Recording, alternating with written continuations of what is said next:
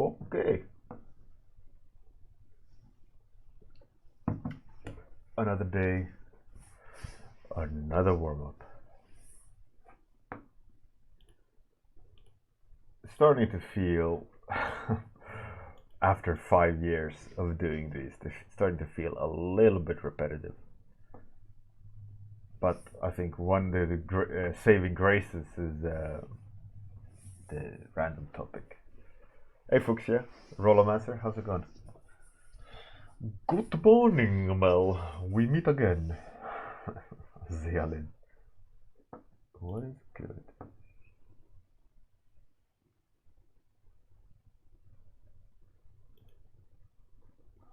I must give some shout out to Zealin. Just look at that. Beautiful.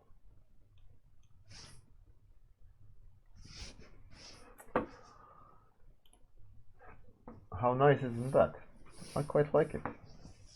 It has a lot of nice subtleties of composition, and that's good. It's good stuff.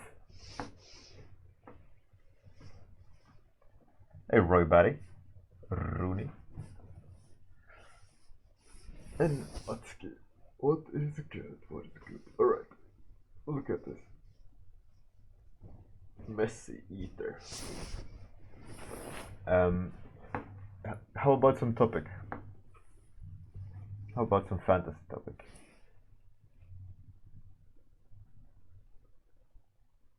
Oh, it's your birthday, Yatsuki. Oh, happy birthday. You will be serenaded. Vad är det för dag idag? Det är ingen vanlig dag, för det är Atskis födelsedag. Hurra, hurra, hurra. Hurra, hurra, hurra. That was good. Happy birthday to you.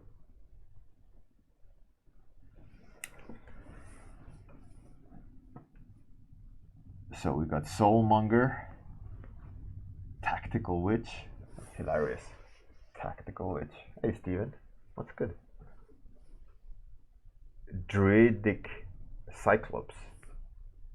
Druidic Cyclops, that's pretty out there. Right, Soulmonger, Tactical Witch, Druidic Cyclops, Sinister Gaze. We got 4 topics. Any more topics?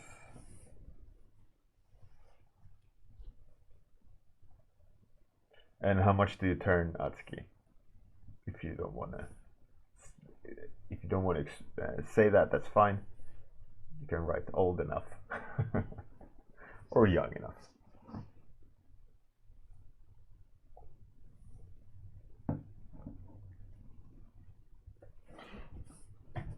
Personally, I turned 40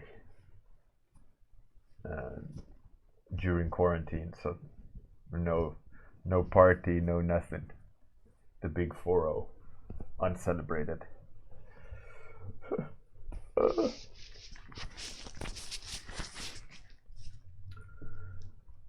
27 years young.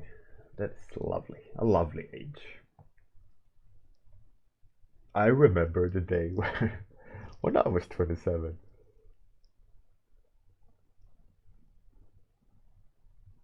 Absolutely acceptable age. Alright, so we got, so again, Soulmonger, Tactical Witch, Druidic Cyclops, Sinister Gaze. Any more topics, or I'll roll the dice? Hey, Black Sabled. Hurry up, Black Sabled, and throw down, and Lurib, throw down a topic so we get 6. Quick. Orc Soldier of Fortune, wicked suggestion. And now we need one more, and then we'll roll this dice. Seducing Ogre. You can't have 2, Steven. That's ruining the game, ruining the fun for everyone.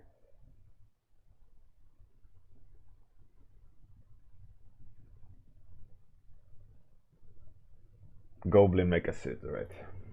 Let's roll it. 1. Oh, we haven't had 1 in ages. And that is Mel's. Mel, XQI, and Soulmonger. That's Monger is a seller of goods, right? Right, so we are making a seller of souls. Seller of souls. Okay, I got some images in my mind instantly. I'm not sure I like them. It's like, oh, that's what you would expect. Okay, let's be inspired. Let's steal. Let's creatively steal from Zeolin and Zeolin's lovely spider. Should I do line art today? Let's do line art with a dirty line art brush. Yeah. Okay, so I'm gonna steal. Shamelessly steal from Zeolin. Not shamelessly, creatively. Creatively borrow. Hey Spectre, how's it going?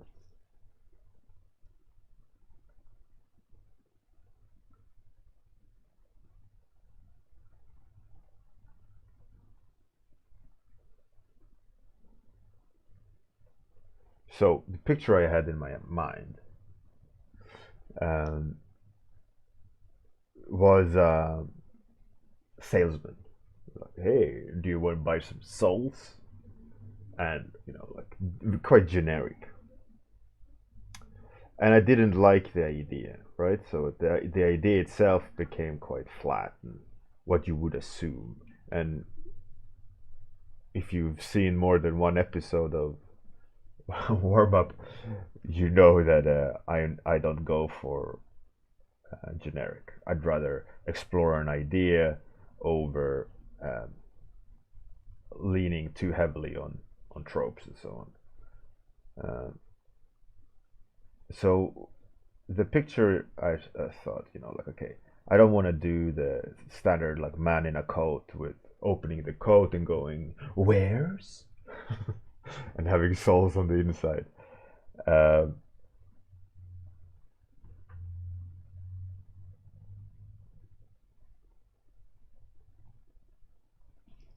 Black Sable, that's pretty cool.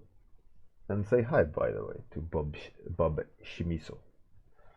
Oh, Black Sable, Bob Shimiso, and Rollomancer. You're all in the same little group, if I'm not mistaken. Is that right? South Africans. Yeah. Wicked. Wicked. I'm on to you. You think you can go all secret mode, but right. So what? Back to what I was talking about. So what I was talking about was I didn't want to have a salesman,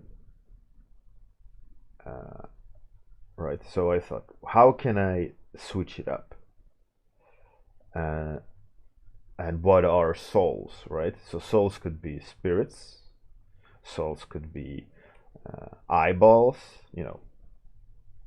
eyes are the window to the soul and all that. And so I was thinking, okay, how can I flip it up? I don't know, what can I force into the equation to change the equation so that I don't draw a man in a coat opening the coat and going, hey, you want to buy some souls, which would be most likely the highest percentage of outcomes if you would do a soulmonger, or like let's say like fish market stall, like a wooden table with the thing on top and then souls, and it's like, do you want to buy some souls? And that I would guess would be the highest amount of that would be done the most times, right? If you would make 100, ask 100 people to draw a soulmonger, that would be, I would say, those two topics would be what we would see.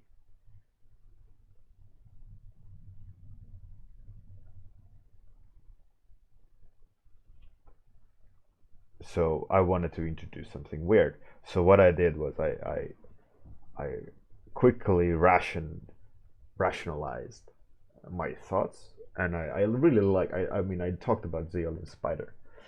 Uh,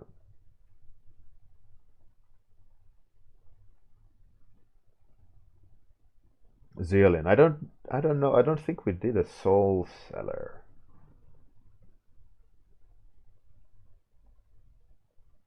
Anyways, so I thought, you know, I mentioned Zeolin Spider, and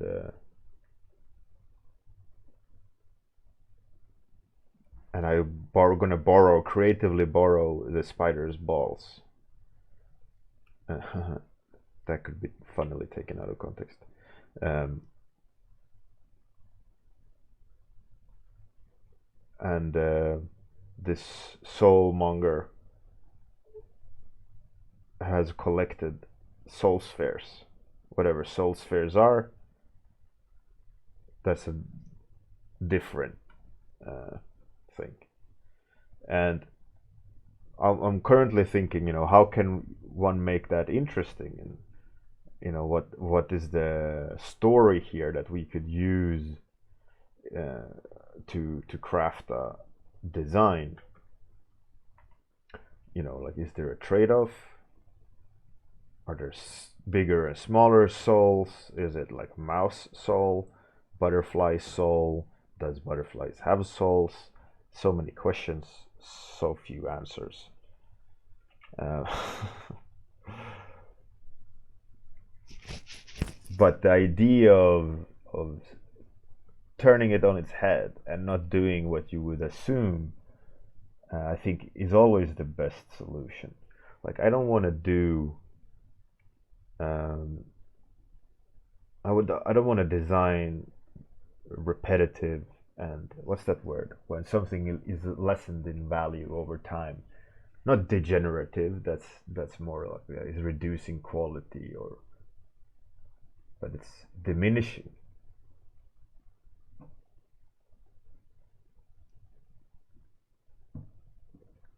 Zeolin generic as well, but uh, I don't want to draw something that is not forwarding the trade, or forwarding the perception of what a soul trader is, or what a trader is, you know. Because we've seen thousands and millions of times the market stall trader, right, selling some wares, and it's not that interesting, and we've seen it, and we know exactly what it means, and there's no room there, right? I mean, we could always infuse personality into a like monger or a trader in this instance, or a trader or a monger in this instance, and the uniqueness can come from the facial expression or the design of the face and all these things. And I mean, sometimes you don't want to change the fact. Sometimes you really need to lean on the fact that the character has to have a market stall. You know. Hey, Tony Montana, how's it going?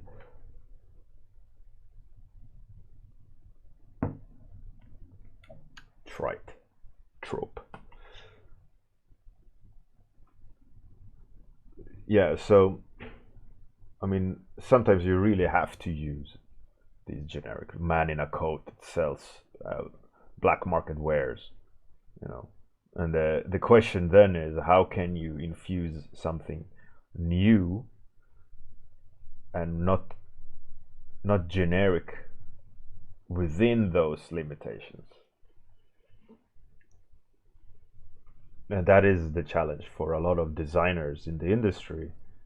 Is you know, first of all, like the most straightforward challenge is compositional challenge, or graphic design challenge. You know, what are beautiful shapes?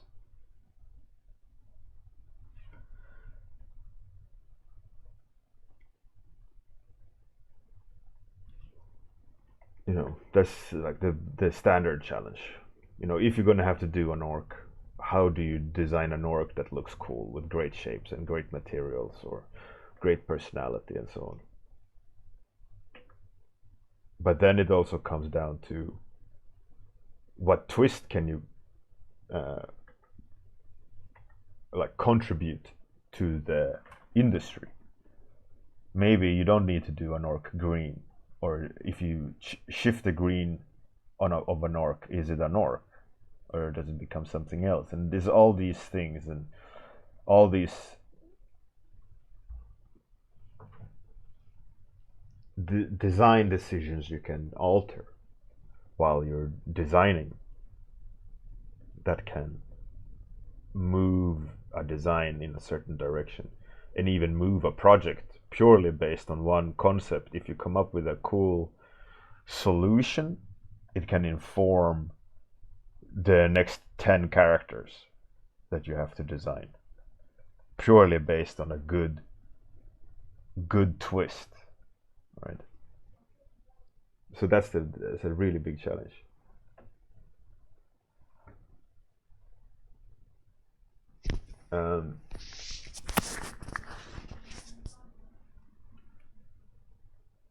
Hey Miguel, how's it going? Black Sable, how do you know how you have great shapes? I mean, you do push-ups. Just kidding. I'm fat. There's fundamental rules about shapes in terms of designing something, right? The fundamental rules is repetitive patterns, dynamic proportions, and by that I mean not having all the shapes the same, all the proportions the same. You know, standard compositional and art theory rules. You know, then it also, of course, comes into taste and personal preferences. But you can never escape. Theoretically, you could argue like, oh, I did it on purpose, but more times than not, if you design something in a bad way from a graphic design point of view or a visual design parameters point of view, you can't really argue that it's on purpose, because drawing too many similar shapes creates a very boring design. And if you say, well, I designed it on purpose to be boring, you are kind of, you know, full of yourself. So it's the, like I said, there's more way than one to find out or do good shapes. There's one that's fundamental, like a good composition of values, you know, a value design, like on my face. This face has a value design, as in the beard has a darker value, my mouth, eyes, hair, there's a rhythm there, right? And on that guy too, there's a white space, mid-range, big black box. It's a value range, right? The value read design there. If his hat was white, it would have two similar shapes, right? And would it be that interesting to look at?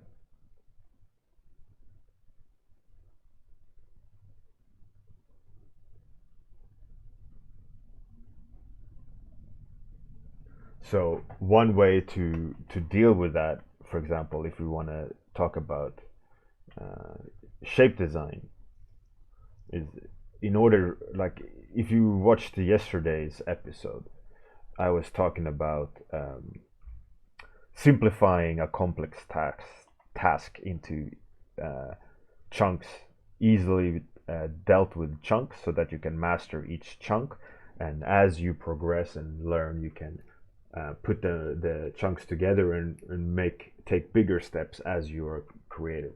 For example, one stupid example of this is what I'm doing right now, right? I'm not doing an underdrawing, I'm just drawing the character straight on, right? I mean, you can argue it's a bad move. I should have done thumbnails. I should have done an under sketch, a dirty sketch, so that I could trace it and all these things, right? But fundamentally, is I have done thousands and thousands of thumbnails where I've explored shapes and designs and proportions.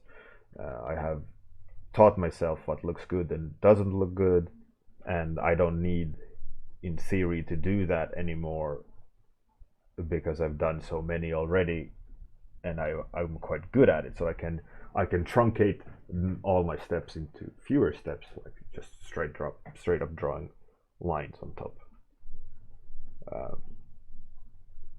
But to kind of boil that down is that how you make it simpler and in a simplified way to understand is you can treat your overall shape or your overall silhouette as big, medium, and small shapes. So if you're going to design something and all your shapes are the same, you're going to have a hard time designing it in an interesting way. I made an analogy on a lecture last year of a chessboard, right? If you can't change the size of the chessboard, right? The squares of the chessboard. You can only change the value, and that way you can create an interesting image if you can change tonally the squares. But all the squares are the same, and it will never look appealing shape-wise because it's all the same, right? It's just noise, but we can declutter the noise by adjusting the values. So that's the value design. But we can't touch the shape design on a chessboard, right? The playable area of a chessboard. So if we disregard that it's a chessboard and we can play around the shapes only and not touch the value, we can make an interesting looking composition with squares that we can scale up, scale down, right? We can have one big, many small. We can arrange it in a way that looks fascinating without even touching the value. So those two things are separate. So by truncating the information into big, medium, and small shapes, it's a lot more easily to understand how you can arrange a design to look good. And then when you've done the shapes, you can start playing with value. So you within the organization of the different sizes of shapes, you can start playing with this should be all be black, they should be brighter, they should be brighter. So in the sense with values as well, in order for you to understand it and practice it and deal with it, you simplify the value range into 3 values: dark, medium, and light. And depending on how you implement them, you can get drastically different results. These two in combination, you can have indefinite versions.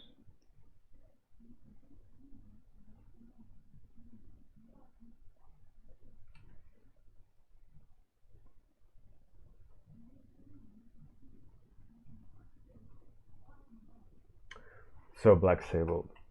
One thing though, which is different from being an artist, fine artist, or a concept artist that designing product, is that a product in 99% of the cases, they need to be able to turn.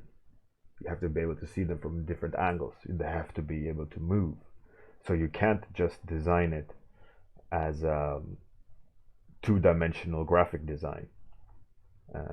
Because what happens when the character turns its head, it has to be a design from this way, design from that way, design from this way, design from that way, because the character will be able to move. You don't want it to be like look good from here, and then when you turn, it's just like a flat face, right? You want to have design throughout. So it's a 360 approach to design. So that's why it's important to understand not only the graphic design approach of design, what looks good from of a picture, but you also have to design in the relationship between all the forms and shapes of the design, right? So it's not just, oh, this looks like a great picture, but a lot of designs break when they start moving or turn, especially in an unexperienced designer, is when they animate, and like especially in fantasy art with insane shoulder pads.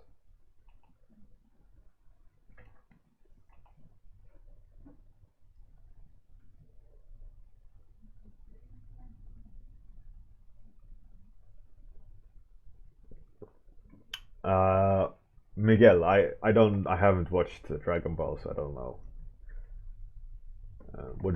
what it's about. But the topic is soulmonger.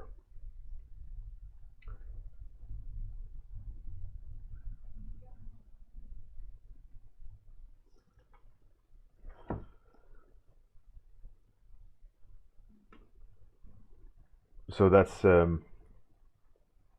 a very long explanation to how you know if your shapes are good.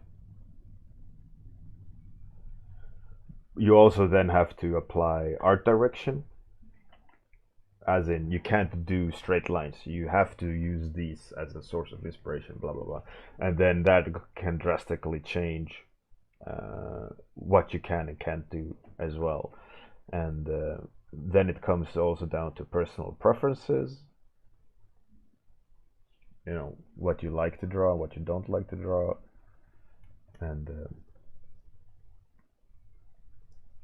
is it the right point in time to draw what you like, or do you have to push yourself out of a comfort zone in order to create something new? So, for example, in the topic of shapes, um, what I usually liked to do was I forced myself not to use certain shapes in order for me to be able to design something out of a comfort zone. So, for example, I'm not allowed to use circles in this design, or this design requires me to use squares. I shouldn't use. Design principles has to be based on triangles. So I had to design a character based on triangles rather than circles or boxes. So if you would see this hypothetical design, you would instantly think, oh, it's based on triangles.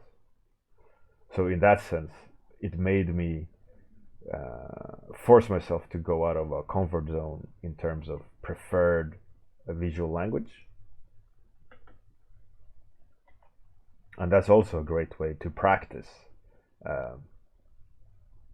shapes and how to make them good. Like, you're not allowed to do what you want to do. You have to be able to design, you know, regardless of what's being thrown at you.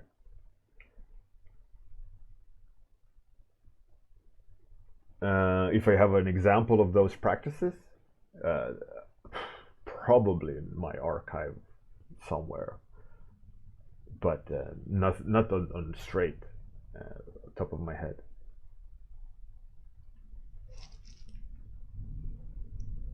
But I mean, you can I can show you some of my work and just explain uh, the principles, the same principle in effect. So here's some design work I did for a game, right? And these are these units. I've decided that they're based on circles. Circles being their main visual language. You can see that there's a lot of circles and a lot of rounded forms, and there's a lot of interlocking of complex shapes, which usually loops around in circles. So you can see the repetition of circles and interlocking shapes, like shapes in a shape, and they are circular, so they usually like intersect, right? So you can see this going through a lot of characters. In this faction, there's almost no straight line. They're all always curved based on circles. So I had to design a lot of them based on those principles. And then we have another faction where I didn't use circles because I didn't want to repeat the visual language to those characters, so that This one is rounded boxes. The base design is rounded boxes on these characters. So there's a lot of rectangles and boxes and soft edges because you can't have sharp angles too much. So it's the same principle, right? So I force myself, I can't use interlocking round shapes or circles. I use boxes and basic geometrical shapes, right? So then you can start playing around with the distribution of information that way. And those are the same principles, right, of how you approach a design. And forcing shapes into design language. And then this faction is kind of garbage collectors. So it had to translate as well. So I had to come up with a third visual language for how they are constructed. And they are this chessboard analogy of like they are noisy and I have to use tricks to separate the noise. And they are a mix of all, so I can't, like, how to explain it? It had to be solved in a way where they feel not like the others.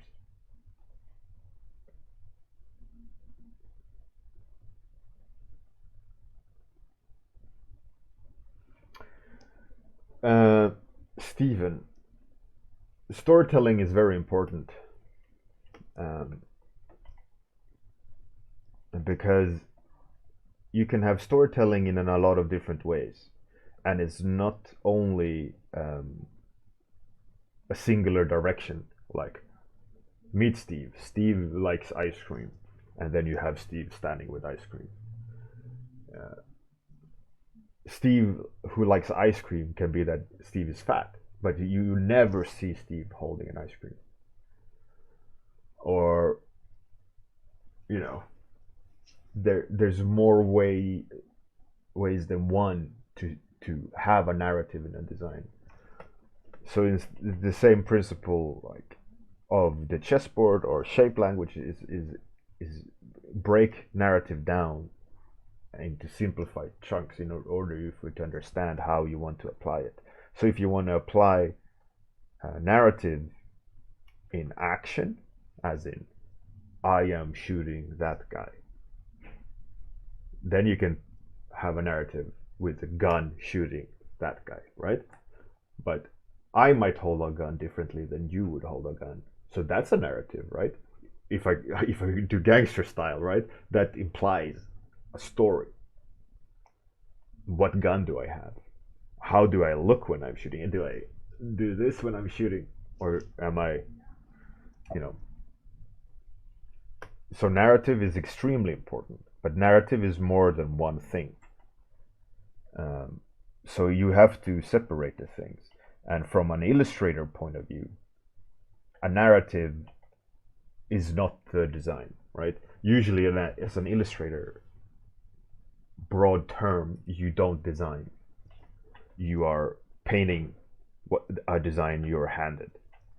You're hired for the skills of making it beautiful, and not to design the characters within the illustration, right? You usually get them handed to you.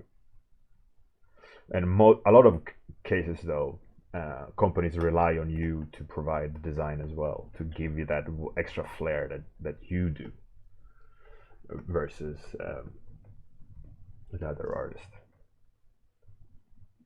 But again, like, break it down into simple chunks and understand what is narrative. Narrative can be many different things.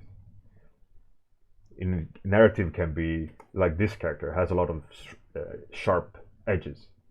That's a narrative, right? It means he's not soft. It means he pokes. It means he's not cuddly. It means maybe he's a evil traitor or a demon. What does that mean to the narrative? You know? So there's visual narrative, there's story narrative, design narrative. There's a lot of things you can do that it can inform a narrative.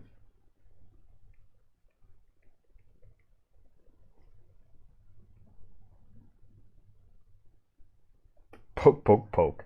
Is that all you can do? I'm sorry. But I'm born this way.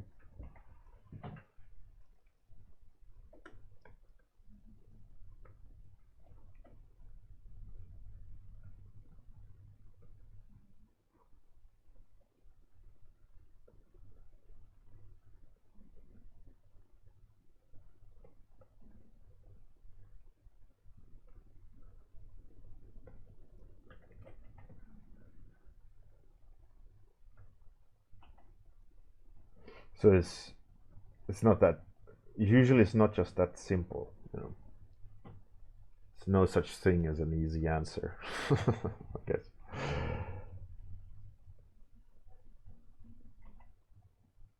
And I think that's also is the difference between a good artist and a seasoned artist and a beginner artist is the understanding of all these layers and because they've navigated these layers for a longer time, they have a broader understanding of do's and don'ts.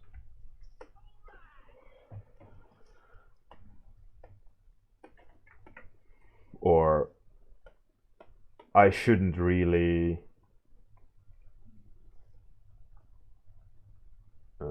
I shouldn't really design it this way because I've seen it so many times, or I've already done that many designs. Or worst would be if you kept repeating design principles or design shapes that you've done before, and then all of a sudden you have two products that look very similar. So that's why, for example, it's important to be aware. I'm going to cheat a little bit with time, by the way, because I want to do a blocking. So that's why it's important to be aware of the steps and breaking it down into tangible chunks. Because if you don't understand the principles of what you're applying, if you need to change it through the client's request or your own, because you can't design the same Space Hulk for the 15,000th time. That's why there's a saturation of boring shaved Marines in the industry for quite some time, because the design narrative didn't change. People just designed the same angry looking shaved Marine guy, right? There's no depth to that character. It had a uniqueness at some point in time, but because everyone started doing it over and over, it stopped being interesting. So that's like a trap that you can fall into, that you need to be aware of. And if you understand the principles, the basics, like fundamentals of design, you can force a new element in there and adapt. That's why I talked about the talk yesterday, to how to understand a complex situation.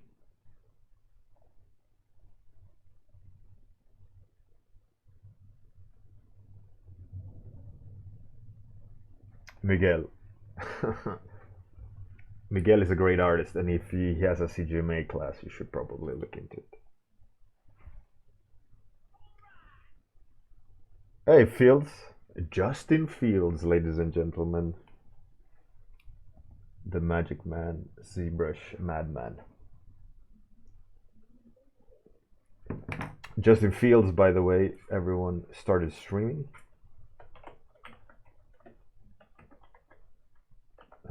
You should probably follow him.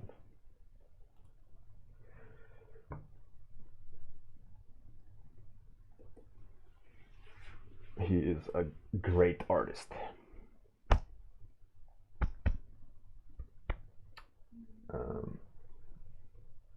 Steven, you dropped a few pieces of art.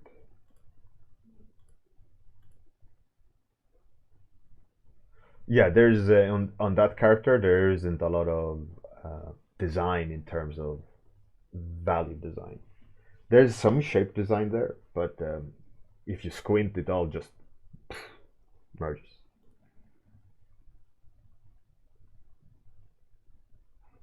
Rollomancer, my pleasure, my pleasure.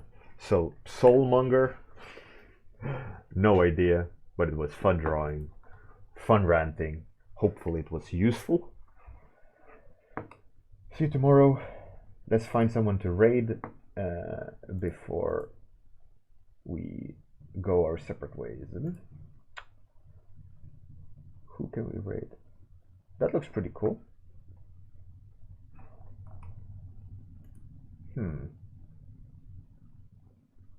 What's Joe doing actually? He's coding. Okay, let's raid someone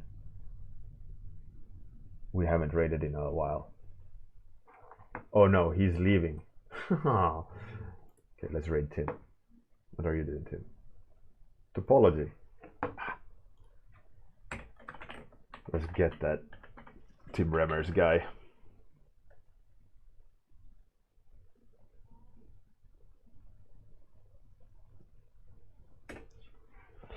Jack Animated, I stream every day, exact same time.